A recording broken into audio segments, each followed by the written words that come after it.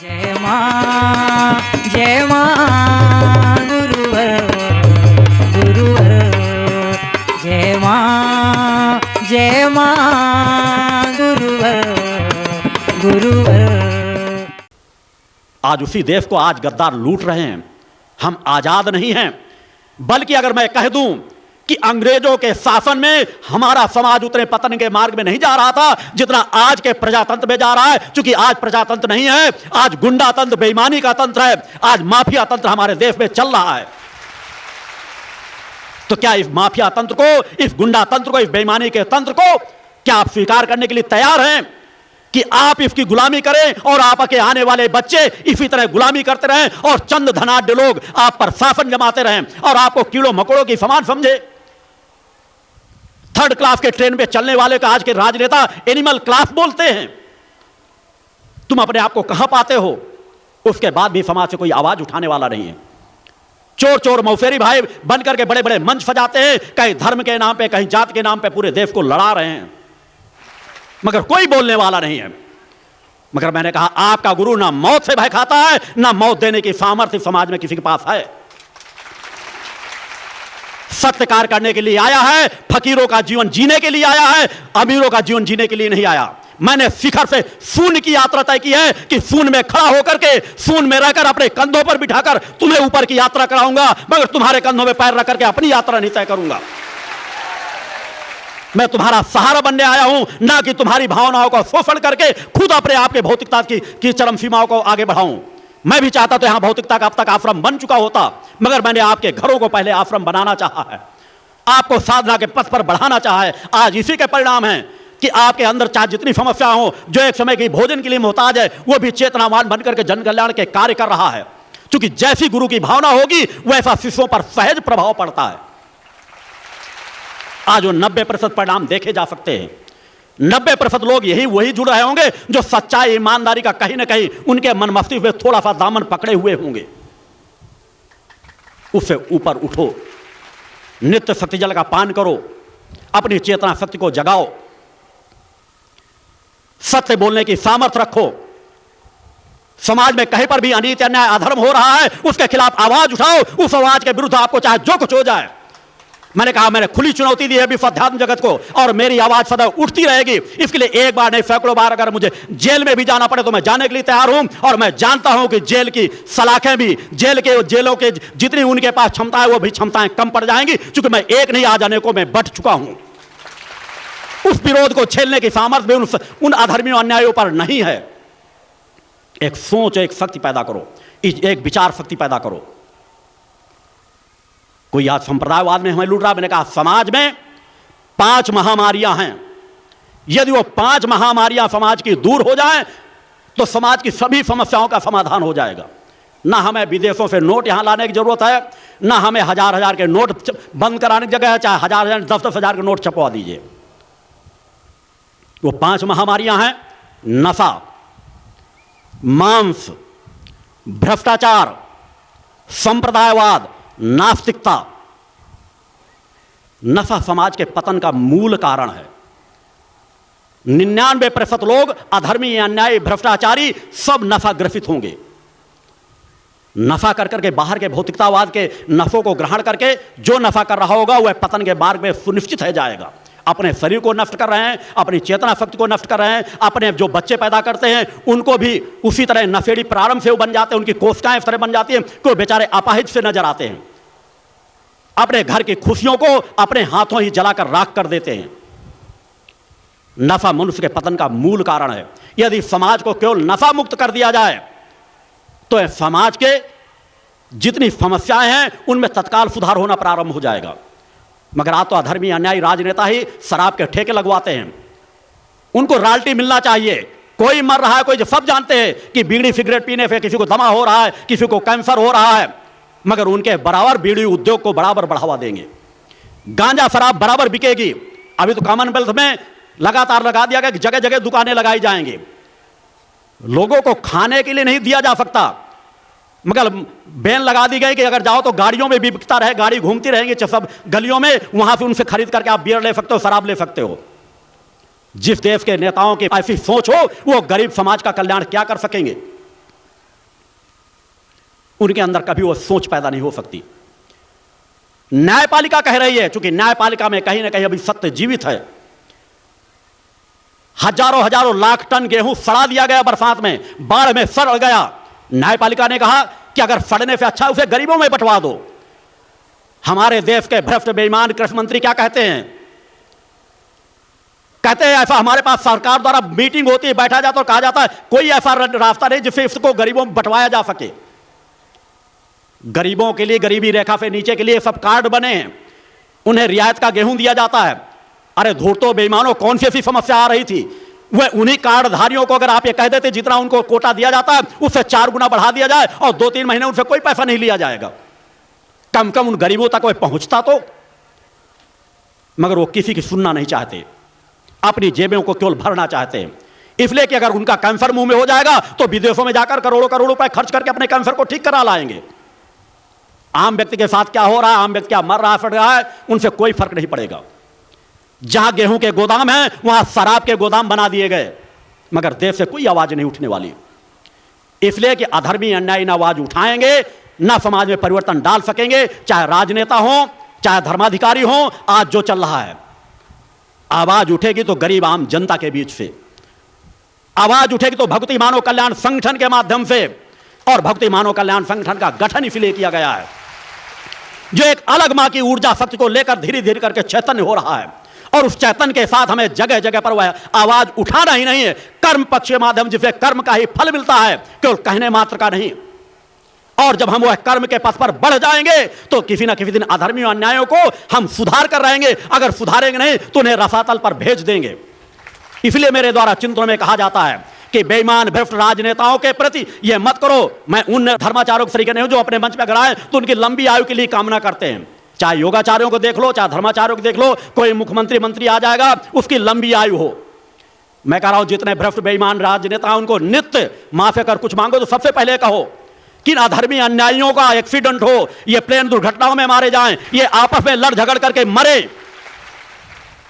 तभी देश का कल्याण होगा। अब वह आवाज उन बीच से कभी नहीं उठेगी, यह आवाज तुम्हें उठानी पड़ेगी। जन जन में जागृति पैदा करनी पड़ेगी, जन जन की सोच को बदलना पड़ेगा कि हमें इस गुलामी से मुक्ति पाना है। यह हमारी आत्मा को गुलाम बनाते चले जा रहे हैं।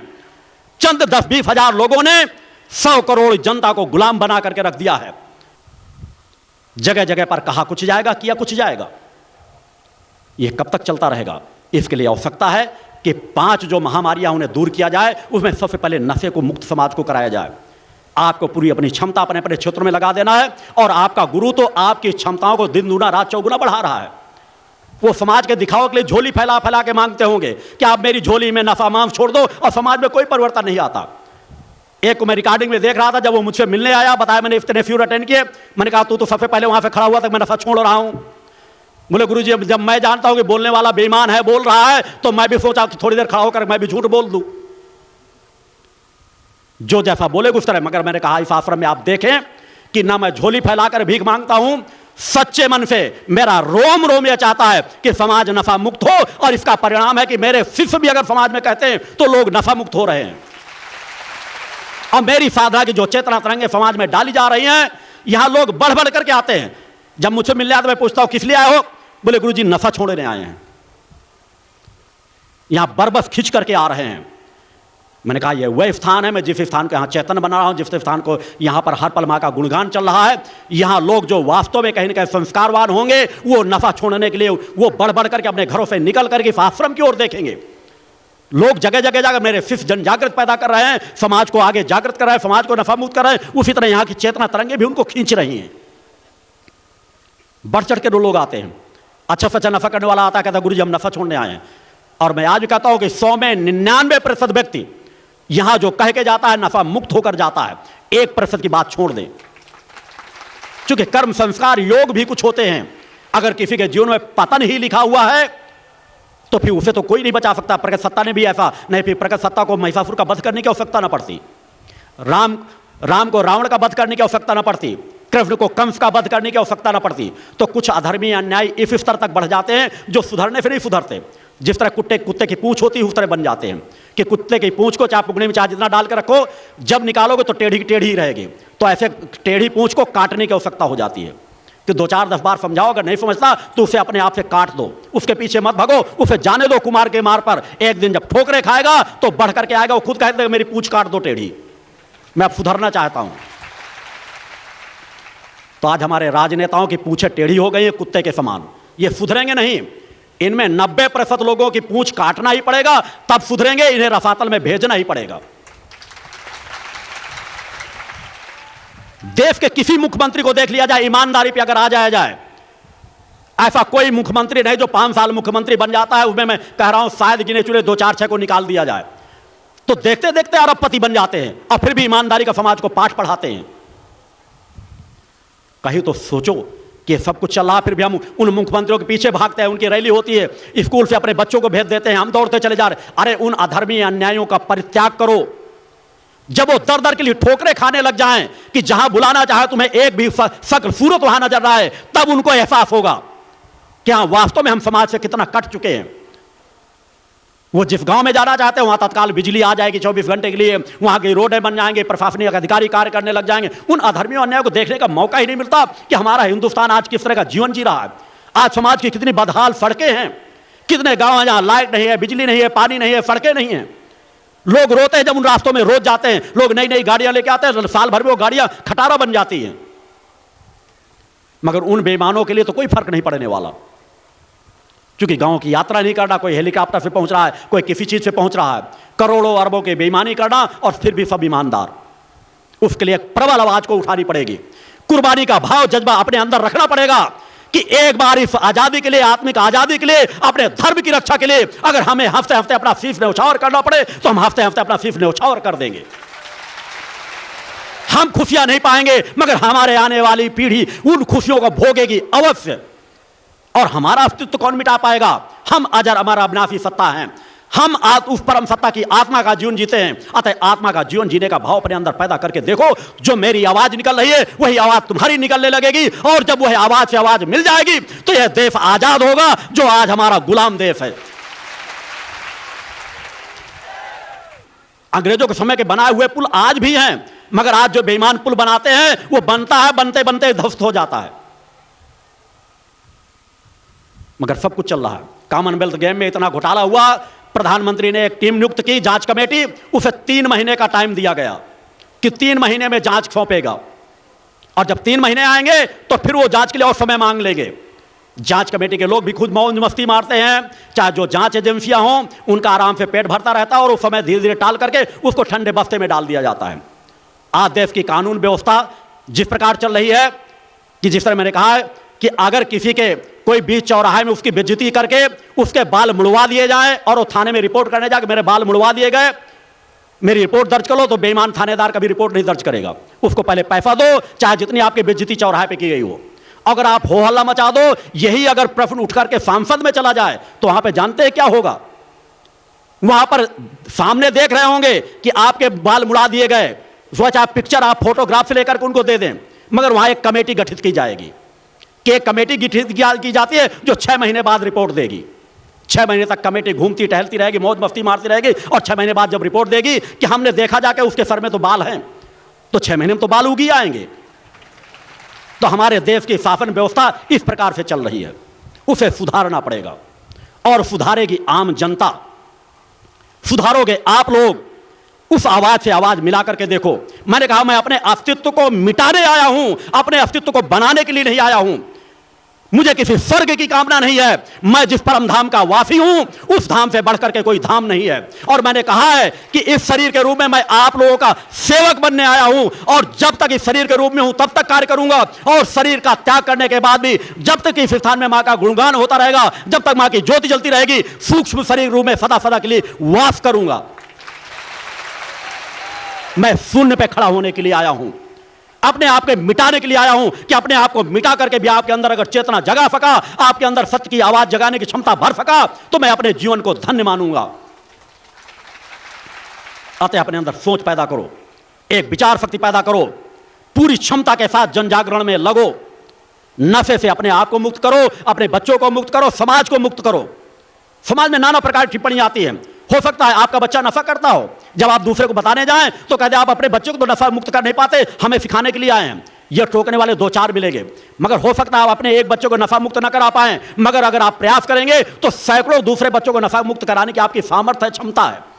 तो अगर आपका एक बच्चा नफा मुक्त ना भी हो पाएगा, मगर आपके प्रयास से अगर 10 बच्चे नफा मुक्त हो रहे हैं, तो यह आपको तुलना करना है, क्या उनकी एक बात कहने से हम ठहराव ले लें या हम 10 बच्चों को नफा मुक्त कराएं। हर मनुष्य के लाभान जीवन मरण हमारे कर्म संस्कार योगों से जुड़े रहते हैं। अपने परिवार को भी पूरी क्षमता के साथ नफा मुक्त कराओ और समाज को भी नफा मुक्त कराओ। मैं जीवनदानी शिष्य चाहता हूं, इसलिए मैंने कहा है कि मुझे 1000 जीवनदानी शिष्य चाहिए, जो अगर मैं दहकती आग में कूदने के लिए कहूं तो बगैर विचार किए कूद सकें। 10,000 उनके सहयोगी शिष्य चाहिए और 1 लाख मुझे तीसरी श्रेणी के शिष्य चाहिए। बाकी तो मैं पूरे समाज के लिए कार्य कर ही रहा हूं। और जिस दिन 1,11,000 शिष्य मेरी विचारधारा के, मेरे चेतना अंश बन जाएंगे, यह परिवर्तन किस प्रकार से आएगा समाज देखता चला जाएगा कि अधर्मी अन्यायों का धरातल किस प्रकार खिसक गया, इनको पता ही नहीं चलेगा।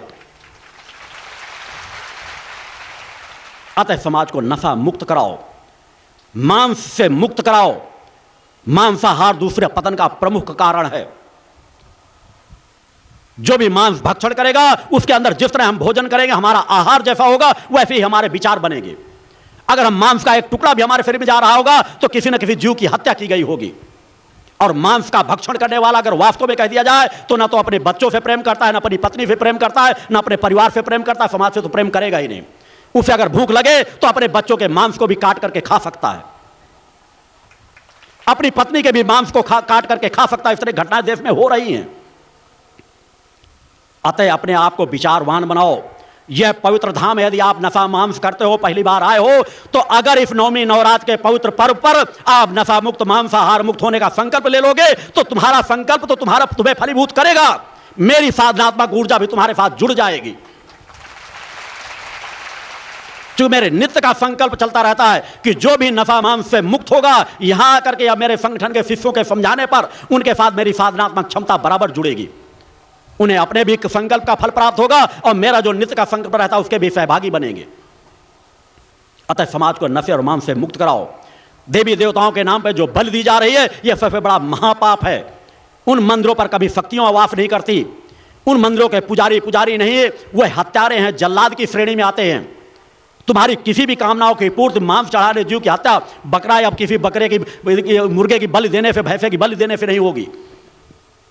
अतः इससे समाज को जागृत पैदा करो, समाज को मांस से मुक्त कराओ। देवी देवताओं के नाम पे मांस न चढ़ाएं, अपने कुल देवताओं के नाम पे। यह हमारे यहाँ परिवार चलता चला आ रहा है। अरे परिवार के अगर तुम्हारे बाबा दादाओं को किसी ने गुमराह कर दिया था, चूंकि हजारों वर्षों से होता चला आया है कि बीच में शराबी रहे या याफी रहे, धर्माचार्य जिस तरह रहे, मांस का भक्षण करते थे, शराब पीते थे, कोई भैरव के नाम पी रहा, कोई शिव के नाम पे भांग पी रहा है, समाज को भी वही सिखाते चले गए। समाज को धतूरा कि शिव के नाम पे धतूरा चढ़ाओ। इससे बड़ी अज्ञानता क्या होगी। मैं बहुत छोटा था, कक्षा 7 5वीं या 6वीं में पढ़ रहा था। नजदीकी जुनिया का थोड़ा आगे एक मेला लगता है, वहां शिव जी का लोग जाते हैं धतूरा और सब बेलपत्र वगैरह सब चीजों को लेकर के। मैं भी जब घर पे गया तो मुझे भी पकड़ा दिया गया कि शिव जी को चढ़ा देना जा करके। वहीं एक नहर बहती है, मैं वहीं साथ चलता जा रहा। बार बार मन में विचार आता रहा कि शिव दो सात्विकता है पत्र। मैंने कहा बचपन से जो मेरे अंदर की चेतना थी, वो मेरे अंदर के विचार जो शक्ति, मगर उस बचपन की मैं अगर आवाज भी उठाता तो उसको कोई सुनने वाला नहीं था। मैंने कहा शिव को मैं धतूरा चढ़ाऊं, ये उचित नहीं है।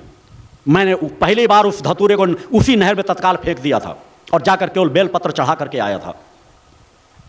शिव के नाम पे धतूरा चढ़ाएं। जो समाज विषपान न करे, उस विष को भी अपने अंदर पी गए और उसे भी कंठ से नीचे नहीं जाने दिए। उन्हें हम कहते हैं एक बार विष पियो तुम और 4 बार विष आपको पिलाएंगे, आपको भांग पिलाएंगे, आपको धतूरा पिलाएंगे कि आप धतूरा पीने ही लायक हो। और जब शिव को धतूरा पिलाओगे, भांग पिलाओगे, तो शिव तुम्हारी क्या रक्षा करेंगे। जिस मंदिर में भांग धतूरा चढ़ाओगे वहां शिव जी क्यों बैठेंगे। मैं कह रहा हूं मैं नफा मुक्त मांसाहार मुक्त जीवन जीता हूं और तुम नफे मांस का अपने घर में भक्षण करते हो रहो, सेवन करते रहो, तो कभी मेरी चेतना तरंगे वहां प्रवेश भी नहीं कर सकती। आज समाज के पतन का मूल कारण वही है। मगर अनेकों शिव भक्तों को देखो, भांग पिएंगे, गांजा पिएंगे, चिलिम चढ़ाएंगे। इनसे समाज को जागृत पैदा करने की जरूरत है। भक्ति मानव कल्याण संगठन के जो लक्ष्य हैं कि इन महामारियों को हम दूर कर रहे हैं, और जिस दिन ये महामारियां जितनी दूर होती चली जाएंगी उतना समाज में सहज भाव से सुधार होता चला जाएगा। अतः नशे और मांस से मुक्त समाज को कराओ। भ्रष्टाचार से मुक्त कराने के लिए सतत प्रयास करो। मैं जानता हूं निचले स्तर से भ्रष्टाचार नहीं मुक्त होगा, इसे राजनेताओं से मुक्त कराना पड़ेगा। अतः भ्रष्टाचारी अधर्मी या राजनेताओं को सहयोग देना बंद करो, उनके नाम के जयकारे लगाना बंद करो। धीरे धीरे करके अगर तुम भी कहीं ऐसी गलती कर रहे हो तो नित्य सोचो और उसमें सुधार करो कि भ्रष्टाचार के धन घर में आने की अपेक्षा भूखों मर जाना ज्यादा अच्छा है। और जिस दिन तुम भ्रष्टाचार से मुक्त होने का निर्णय ले लोगे, तुम्हारा आत्मबल 10 गुना ज्यादा बढ़ जाएगा। तुम्हारे बच्चे संस्कारवान बनेंगे, तुम्हारे बच्चे चेतनावान बनेंगे। अरबों खरबों की संपत्ति ले आओ, अगर तुम्हारा बच्चा अय्यास है, शराबी है, जुआड़ी है, तो या तो किसी दिन जेल में जाएगा या तुम्हारे धन को इसी तरह लुटाता चला जाएगा। वो राक्षसी प्रवृत्ति का हो जाएगा। आज समाज के राक्षस कहीं बाहर नहीं चले गए, वो राक्षस पुनः आकर के समाज में जन्म ले लिए हैं। राक्षस भी तो यही करते थे, शराब पीते थे, रात को 11-11, 12-12 बजे, 1-1 बजे रात तक उनकी पार्टियां चला करती थी, नाच गाना चला करता था। आज महानगरों में यही तो हो रहा है सब जगह कि हर रहीफजादे 90% बियर बारों में दिखाई देंगे, पार्टी में दिखाई देंगे, नाच गाना चल रहा होगा, याफी चल रही होगी, कोई शराब चढ़ा रहा है, कोई मांस खा रहा है। और दिन में 10-11 बजे के पहले तो उनका सूर्योदय होता ही नहीं है। 2 बजे, 3 बजे, 4 बजे जो ब्रह्म मुहूर्त होता है जगने का, वो उस समय सोएंगे। राक्षस भी यही करते थे कि रात में खूब खेल कूद करते थे, नफा मांस करते थे और सुबह प्रातः ब्रह्म मुहूर्त में सो जाते। सभी जानते हैं कि राक्षसी प्रवृत्ति के लोगों की ब्रह्म मुहूर्त में शक्ति क्षीण होने लगती है, तो उनकी भी शक्ति क्षीण हो रही है। आज समाज जो कहते हैं वही कर रहा है। अपने ठीक ठाक बालों को लगा कोई उल्टा कर लेगा, कोई टेढ़ा कर लेगा। राक्षसों की तरह चेहरा आप टीवी सीरियल में देखते होगे कि भले सही सूरत शक्ल सूरत के दिखने वाले लोग भी बिल्कुल अपने राक्षसों की तरह बना लेंगे, चाहे वह गीतकार हो, चाहे संगीतकार हो, चाहे खलनायक हो, चाहे नायक हो। उनके देखे किस तरह विभत्स बनाएंगे। रैंप पर चलने वाली, अब उनको क्या शब्द संबोधित करूं, उनके चेहरों के देखे किस तरह बनाएंगे। शायद 1-2 प्रतिशत ऐसे कपड़े पहनने लायक दिखाई देते हैं जो उनको वास्तव में मर्यादित कपड़े कहे जा सके। जो जितना कपड़ों को कुतर सके वो उतना ही बड़ा फैशन डिजाइनर। जो रैंप में जितना नग्नता का प्रदर्शन कर सके उसी की उतनी वाहवाही होती है। उनके देखे न मालूम किस प्रकार के कैप लगाए होंगे। राक्षस लोग भी इसी तरह के लगाते थे, कोई फर्क नहीं है। केवल तुम सोच को उधर ले जाओ, सब पता चल जाएगा कि कौन देवत्व का जीवन जी रहा है, कौन राक्षसी का जीवन जी रहा है। और उनको बड़ा सम्मान किया जाता है। आप लोग भी देखते हैं बड़े चाव से, मैं देखता हूं, मगर उनकी किन बुराइयों की वजह से कि समाज किस तरह से पतन के मार्ग में जा रहा है। और तुम देखते हो, उनसे आनंदित होते हो और कई बार वैसा ही अपना भेष बनाने लग जाते हो। अतः अपने बच्चों को समझाओ कि उनका अनुसरण करके हम भी राक्षस बन जाएंगे। अतः राक्षसी प्रवृत्ति को मत अपनाओ, समाज को सचेत करो, समाज को जागृत करो। भ्रष्टाचार दूर करने के लिए अपनी अपनी क्षमताओं को लगाओ। यह सोच मत करो कि हमारा बच्चा भी ऐसे विभाग में चला जाए जहां भ्रष्टाचार करेगा। अब भ्रष्टाचार इस सोच का ही परिणाम तो है। किसी को कैंसर हो रहा है, किसी को घातक बीमारी आ रही है, किसी को कुछ हो रहा है। वो कभी भी अपने आप को सुधार नहीं सकते। ये बीमारी इसी तरह बढ़ती चली जाएंगी। अगर सही आप विचारधारा लेके चलोगे तो जो बीमारी आपकी योगों के अंदर होगी उतनी ही आएंगी। जो बीमारियां साल भर चली होगी वो 1 महीने के अंदर ठीक हो जाएगी। अतः नशे, मांस और भ्रष्टाचार से दूर समाज को करने के लिए धीरे धीरे करके अपनी आवाज को उठाओ। संगठन को और संगठित करो। अपने जिले में संगठन का इतना विस्तार दो कि उस आवाज को उठा करके हम जिले के अंदर से भ्रष्टाचार को मुक्त कराने की आवाज उठा सकें और कार्य रूप में उसे परिणित कर सकें। चौथा, संप्रदायवाद। आज पूरा समाज संप्रदायवाद में ग्रसित पड़ा हुआ है। कोई जातीयता के किसी क्रम में, कोई किसी क्रम में। इसलिए मैंने भक्ति मानव कल्याण संगठन के सभी सदस्यों को यह मेरा निर्देश और आदेश सदैव रहता है कि अगर वास्तव में तुम मेरे सच्चे शिष्य हो तो कभी किसी जातीयता के किसी संगठन का पद मत ग्रहण करना। वहां अगर जाना भी तो उन्हें भी धीरे धीरे समझाने का प्रयास करना, क्योंकि वास्तव में वो इतने रंग में रंग चुके सहजता नहीं समझेंगे। किन जातीयता के संगठनों को बढ़ावा मत दो, ने हमारे समाज का पतन सुनिश्चित है। जितने जातीयता के संप्रदायवाद के संगठन चलेंगे उतना देश में अशांति फैलेगी। सभी जाति धर्म संप्रदाय को एक समान मान करके चलो। यदि हम एक विचारधारा ले लें, मैंने इसलिए कहा योग भारतीय समाज का हमें गठन करना है जहां कोई ऊंच नीच नहीं होगी, कहीं छुआछूत नहीं होगा, कहीं भेदभाव नहीं होगा। अगर हमें आरक्षण भी देना है तो आरक्षण का आधार सिर्फ गरीबी होना चाहिए। नहीं इसी तरह आंदोलन चलते रहेंगे। कभी आरक्षण किसी को दिया गया, कभी इस्लाम धर्म के लोग मांगेंगे, कभी हिंदू धर्म के लोग मांगेंगे, कभी जाटों का चल रहा है, कभी किसी को चल रहा है। और उग्रता इतनी, कोई अपने आरक्षण को प्राप्त करने के लिए सैकड़ों सैकड़ों बसों को जला दिया जाता है, मकानों को जला दिया जाता है, ऑफिसों को जला दिया जाता है। इससे समाज का हित, हमारी समाज, हमारे देश की एक भी प्रॉपर्टी, मैंने कहा इसलिए संगठन में आज तक मेरे संगठन को हमेशा निर्देशन दिया गया और शुरुआत से आज तक संगठन उसी में अमल कर रहा है कि हमारे संगठन द्वारा कभी भी बड़ा से बड़ा आंदोलन चलाने पर भी कहीं पर भी आगजनी करने की आवश्यकता ना पड़े, कहीं पर भी बसों को तोड़फोड़ करने की आवश्यकता ना पड़े। हमारा लक्ष्य एक है, जो अधर्मी अन्यायी है केवल हम उसे ही सुधारेंगे, या तो जिस तरह से सुधरेगा, समझाने से सुधरेगा तो समझाने सुधरेंगे, नहीं दंड अगर पाए तो वही जो अधर्मी अन्यायी हो उसके साथ बगल में खड़ा हुआ दूसरा व्यक्ति भी दंडित ना हो सके। हमें सोच रखना है। मगर आज बेईमान राजनेताओं के पास सोच समाप्त हो चुकी है। समाज भी इसी का फायदा उठा रहा है, हर राजनीतिक पार्टी इसी का फायदा उठा रही है कि तोड़फोड़ करो, आगजनी करो। अगर 25-50 पकड़े जाओगे तो महीने 6 महीने के अंदर दबाव डाला करके उनको सब केसों को माफ कर दिया जाएगा। एक व्यक्ति अगर थोड़ा सा किसी के हाथ तोड़फोड़ कर दे जा करके तो बेचारा जेल में पड़ रहा है। और ये अधर्मी अन्याय गुंडे प्रवृत्ति के लोग, राजनेताओं से जुड़े लोग बड़े बड़े आंदोलन चलाकर बसों को फूंक देते हैं, मकानों को फूंक देते हैं, लोगों की बहू बेटियों की इज्जत लूटते हैं और उसके बाद सब उनको माफ कर दिया जाता है। किसी जगह देखो, अभी कश्मीर में आप लोगों ने देखा बड़े बड़े आंदोलन चलाए गए, हमारे देश के सैनिकों को मारा जाता है, खदेड़ा जाता है, उनके ऊपर पत्थरों से वार किया जाता है, उनके मानसिक स्थिति को तोड़ा जा रहा है। और बेईमान राजनेता क्या कह रहे हैं कि जितना जिन्होंने अपराध किया उनको सबको माफ कर दो, छोड़ दो। मैंने कहा यह कहने वाला भी देशद्रोही है और छोड़ने वाला भी देशद्रोही और गद्दार है। अतः उन गद्दार राजनेताओं से सचेत हो, वो चाहे जो राजनेता हो उन्हें सिर्फ गद्दार शब्द संबोधित करो, तभी ये सुधरेंगे। अंततः ये बेईमान भ्रष्ट राजनेता हमारे देश को एक न एक दिन टुकड़ों में बांट करके रख देंगे। हमारी मानवता बिखर के रह जाएगी। जातीयता संप्रदायवाद में पूरा देश एक न एक दिन आग में जलने लगेगा। मैं उसका जीवन बचपन से जीता रहा हूं। बचपन से लेकर के आज तक कोई एक भी व्यक्ति खड़ा होकर यह कहने की सामर्थ्य नहीं रख सकता कि मैंने कहीं भी जातीयता को महत्व दिया है, कभी छुआछूत को महत्व दिया है। सभी जाति धर्म संप्रदाय के लोग बचपन से ही मेरे साथ बराबर मेरे समान बैठते थे, भोजन करते थे। मैंने सबको एक समान स्थिति दिया है। अपने जन्मस्थली भदवा में भी जब मैंने पहला अपना फ्यूर लगाया तो उस फ्यूर में भी वहां जिन्हें सफाई करने वालों को, जिसे डोम समाज के नाम से कहा जाता था, मैंने उनको समान भाव से बैठने का मौका दिया और उनको समान भाव से दीक्षा दिया। मेरा विरोध किया गया, मगर मैंने कहा इसकी मुझे परवाह नहीं है।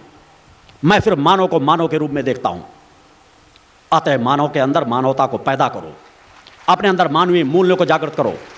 मेरा 8वां यज्ञ हो रहा था, उसके समय पास सभी लोगों ने, कुछ कार्यकर्ताओं ने प्रणाम किया। वहीं पर दूर पे खड़ा हुआ व्यक्ति जो वहां की नालियां गंदगी को सफाई करने के लिए, सफाई के लिए लगाया गया था, वो बेचारा हाथ पर धुल करके आ रहा था। कुछ कार्यकर्ताओं ने रोक दिया कि तुम अभी अब मैले को साफ करके आ रहे थे, कर रहे, तुम वहां गुरु जी के पास कैसे पहुंचेंगे।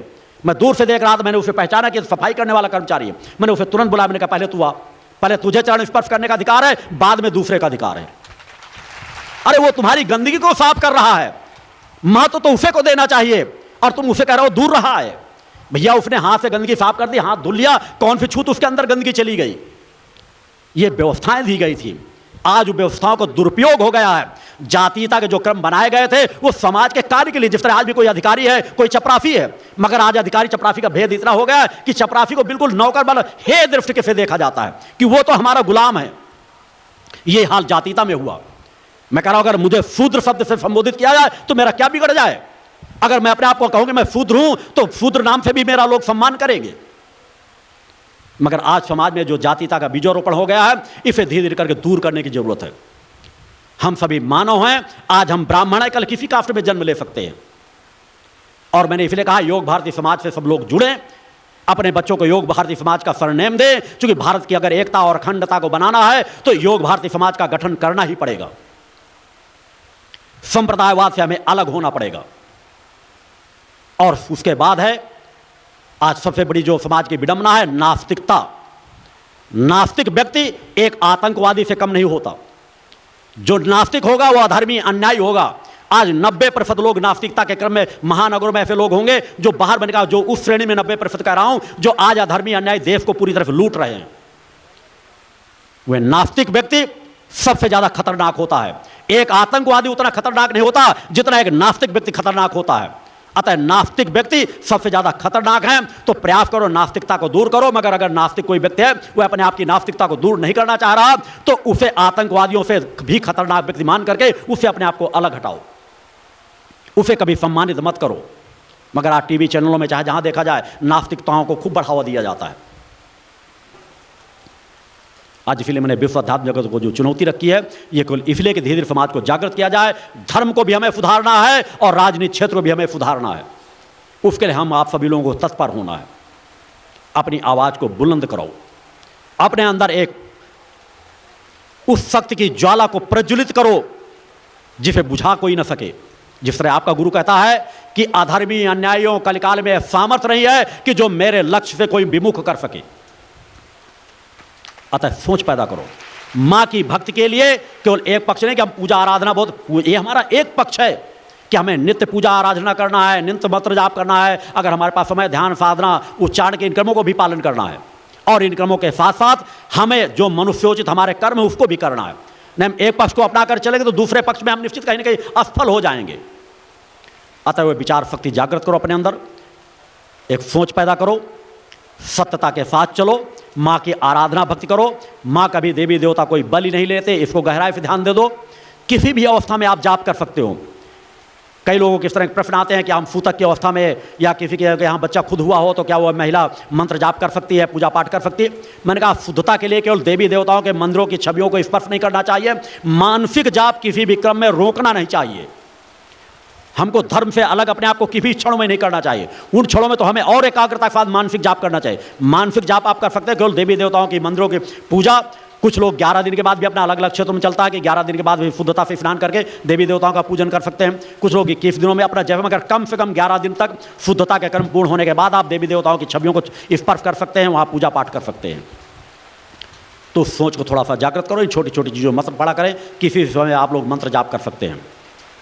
सिद्धाश्रम प्राप्त के अनेकों लोग मार्ग चाहते हैं। मैंने ये कहा जो मेरी यहाँ दिव्य महाआरती होती है वो 108 दिव्य महाआरती को प्राप्त करने वाला सिद्धाश्रम की प्राप्ति का अधिकारी बनेगा। और जो 11 भी दिव्य आरती को प्राप्त करेगा, अगर उसके बाद उसके साथ एक्सीडेंट हो जाए, दुर्घटनाग्रस्त हो जाए, तो पुनः जन्म लेकर के मेरी यात्रा में जुड़ने का अधिकारी बन जाएगा। उस यात्रा की ओर मेरी एकांत जो यहाँ साधनाएं चलती रहती हैं कि मैं समाज के बीच कम जाता हूँ, मगर मेरे कार्य साधनाओं के माध्यम से बराबर चलते रहते हैं। उस दिशा में आप लोगों को अपनी सोच पैदा करने की जरूरत है, एक विचार शक्ति पैदा करने की जरूरत है। एक सहज सरल मार्ग है। अपने विचारों को सुधारो, अपने आचार विचार व्यवहार में परिवर्तन लाओ, माँ पर निष्ठा विश्वास रखो, गुरु पर निष्ठा विश्वास रखो। जो मैंने कहा वही चीज़, आपका गुरु किसी परिस्थितियों की देन नहीं है, बल्कि विपरीत परिस्थितियों को सुधारने के लिए आपका गुरु आपके बीच आया है। जन्म से मेरी यात्रा चल रही है आध्यात्मिक, मेरे जन्म स्थली के लोग जुड़े हुए, मेरे परिवार के लोग जुड़े हुए, उनको लोग आप मिले और देखें कि जब लोग एक जानते नहीं साधना क्या होती है, तब मैं बैठकर कहीं 1 महीने की, कहीं 15 दिन, कभी 16 दिन की मेरी अखंड अनुष्ठान चला करते थे। उस विचारधारा को, सोच को आप लोगों को जागृत करना है, एक विचार शक्ति अपने अंदर पैदा करना है। जो संगठनात्मक विचार रहते हैं, चिंतन रहते हैं, उनको गहराई से अमल किया करो। संगठन में महाआरतियों में आप लोग अधिक से अधिक सम्मिलित हुआ करो। एक सोच अपने अंदर पैदा करो।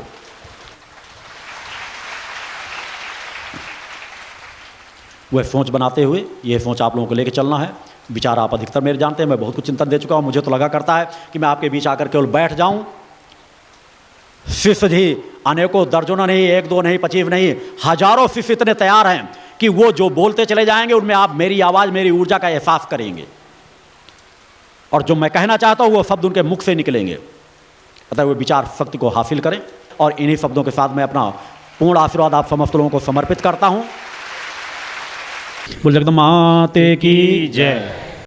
या देवी सर्वभूतेषु शक्ति रूपेण संस्थिता, नमस्तस्यै नमस्तस्यै नमस्तस्यै नमो नमः। पंच ज्योति शक्ति तीर्थ सिद्धाश्रम, मां की कृपा और गुरुदेव की अमृतवाणी का पावन संगम।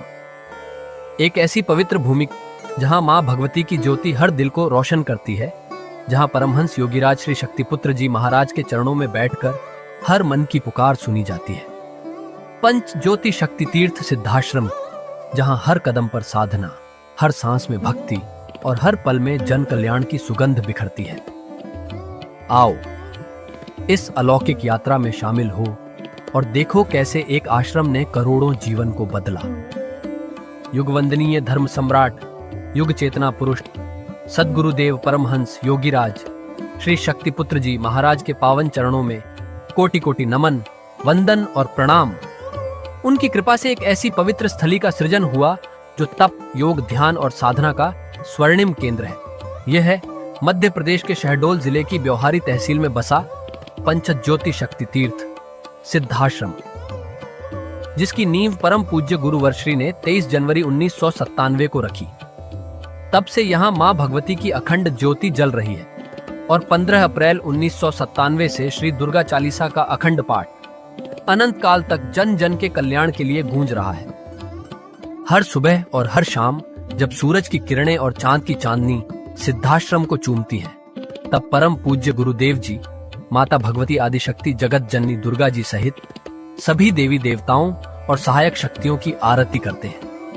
इस पावन बेला में भक्तों के हृदय मां की भक्ति में डूब जाते हैं। मूल ध्वज साधना मंदिर में भी रोज सुबह शाम होने वाली आरती में भक्तों का समूह उमड़ता है। यहाँ हर मन की पीड़ा मिटती है, हर शरीर को शांति मिलती है और हर आत्मा को सुख, शांति व समृद्धि का आशीर्वाद प्राप्त होता है। परम पूज्य गुरुदेव की कृपा ऐसी कि वे रोज सुबह और शाम भक्तों से निःशुल्क मिलते हैं। मां के भक्त और गुरुदेव के शिष्य अपने मन की बात उनके चरणों में रखते हैं और बदले में समाधान व आशीर्वाद पाते हैं। अब तक 1 करोड़ से ज्यादा भक्त गुरुदेव से मिलकर उनके मार्गदर्शन से जीवन की राह पा चुके हैं। गुरुदेव की वाणी ऐसी कि सुनते ही मन में संकल्प जागता है। उनके आशीर्वाद से करोड़ों लोग नशे और मांसाहार से मुक्त होकर चरित्रवान और चेतनावान जीवन जी रहे हैं। हर दिन सैकड़ों लोग नशा छोड़ने की प्रेरणा लेने सिद्धाश्रम धाम पहुंचते हैं। पूज्य गुरुदेव के 20 लाख से अधिक दीक्षा प्राप्त शिष्य आज के अधर्म और अन्याय के दौर में भी मां की ज्योति से अपने घरों को आलोकित करते हैं। वे साधनात्मक जीवन जीते हुए आत्म कल्याण और जन कल्याण के पथ पर चल रहे हैं। क्या यह चमत्कार नहीं? सिद्धाश्रम धाम में पिछले 28 वर्षों से मां अन्नपूर्णा भंडारा चल रहा है, जहां सुबह शाम हजारों भक्तों को स्वादिष्ट और पवित्र भोजन मिलता है। और सुनो, यहाँ ठहरने की व्यवस्था भी पूरी तरह निःशुल्क है। क्या ऐसी जगह कहीं और मिलेगी जहां हर सुविधा मां की कृपा से मुफ्त हो? सिद्धाश्रम धाम की पावन सरिता के तट पर बनी त्रिशक्ति गौशाला देखकर भक्तों का मन आनंद से भर जाता है। हर महीने शुक्ल पक्ष की अष्टमी को गो सेवा समर्पण दिवस मनाया जाता है, जब परम पूज्य गुरुदेव और पूजनीय शक्तिमयी माता जी अपने हाथों से गायों को रोटी खिलाते हैं। यह दृश्य देखकर हर भक्त का हृदय गदगद हो उठता है। गौशाला के पास ही स्वामी श्री राम प्रसाद आश्रम जी महाराज की समाधि मन को शांति देती है और पास ही दानवीर गुफा स्थल हर किसी को असीम शांति का अनुभव कराता है। हर साल शारदीय नवरात्र में सिद्धाश्रम धाम में शक्ति चेतना जनजागरण शिविर का भव्य आयोजन होता है। लाखों भक्त यहाँ योग, ध्यान और साधना सीखते हैं, गुरुदेव के चेतनात्मक चिंतन को सुनते हैं और मां की अलौकिक आरती का आनंद लेते हैं। मां की कृपा और गुरुदेव का आशीर्वाद पाकर हर भक्त धन्य हो उठता है। 23 जनवरी सिद्धाश्रम स्थापना दिवस एक और पावन अवसर है। इस दिन अखिल भारतीय सिद्धाश्रम दौड़ प्रतियोगिता, योग भारती सामूहिक विवाह और शाम को सुर संध्या व कवि सम्मेलन का आयोजन होता है। क्या मजा है जब भक्ति और संस्कृति का ऐसा संगम देखने को मिलता है। सिद्धाश्रम धाम का जनसंपर्क कार्यालय हर जानकारी का खजाना है। यहाँ से मासिक सिद्धाश्रम पत्रिका और साप्ताहिक संकल्प शक्ति अखबार मिलता है, जिसमें गुरुदेव की ऋषिवाणी और प्रेरक लेख पढ़ने को मिलते हैं। और हाँ, यहाँ माँ के प्रसाद के रूप में शक्ति जल भी निःशुल्क मिलता है। इस शक्ति जल ने करोड़ों लोगों को नशे और बीमारियों से मुक्त कर चेतनात्मक ऊर्जा दी है। क्या यह माँ की कृपा नहीं? जन कल्याण का एक और अनुपम उदाहरण है निःशुल्क वस्त्र सहायता केंद्र, जहां लाखों जरूरतमंदों को कपड़े दिए गए हैं। यह सिलसिला आज भी अनवरत चल रहा है। सिद्धाश्रम धाम में पौधारोपण का भी बड़ा काम होता है। परम पूज्य गुरुदेव जी महाराज एवं पूजनीय शक्तिमयी माता जी स्वयं समय समय पर पौधारोपण करके पर्यावरण को बढ़ावा देते हैं। सिद्धाश्रम धाम में अनेक प्रकार के फल, फूल और औषधियों के हजारों पेड़ों की हरियाली देखकर मन प्रसन्न हो जाता है। सिद्धाश्रम धाम में विभिन्न प्रकार की हरी सब्जियां उगाई जाती हैं, जो निःशुल्क चल रहे मां अन्नपूर्णा भंडारे में प्रयोग की जाती है। परम पूज्य गुरुदेव जी ने मानवता, धर्म रक्षा और राष्ट्र रक्षा के लिए 3 धाराएं बनाई हैं। भगवती मानव कल्याण संगठन, पंचज्योति शक्ति तीर्थ सिद्धाश्रम और भारतीय शक्ति चेतना पार्टी 15 मार्च 1995 को बने। भगवती मानव कल्याण संगठन के 1 लाख से ज्यादा कार्यकर्ता नशा मुक्त, चरित्रवान और परोपकारी समाज बनाने में जुटे हैं। संगठन का नशा विरोधी आंदोलन इतना प्रभावी है कि पिछले कुछ सालों में 2000 से ज्यादा अवैध शराब माफियाओं पर कार्रवाई हुई। संगठन के समर्पित और कर्मठ कार्यकर्ता दिन रात इस मिशन में लगे हैं। Siddhashram Ayurveda and food products के जरिए शुद्ध दवाएं और खाद्य पदार्थ बनाए जाते हैं। इन्हें लेने या व्यापार के लिए एजेंसी पाने के इच्छुक लोग संपर्क कर सकते हैं। आओ सिद्धाश्रम की इस पावन यात्रा का हिस्सा बनो। यहाँ माँ का अखंड गुणगान सुनो, साधना में डूबो और परम पूज्य गुरुदेव के दर्शन कर जीवन को धन्य करो। भगवती मानव कल्याण संगठन तुम्हें मानवता, धर्म और राष्ट्र की सेवा में शामिल होने का सादर न्योता देता है। जय माता की, जय गुरुवर की। जय मां गुरुवर गुरुवर। जय मां गुरुवर गुरुवर।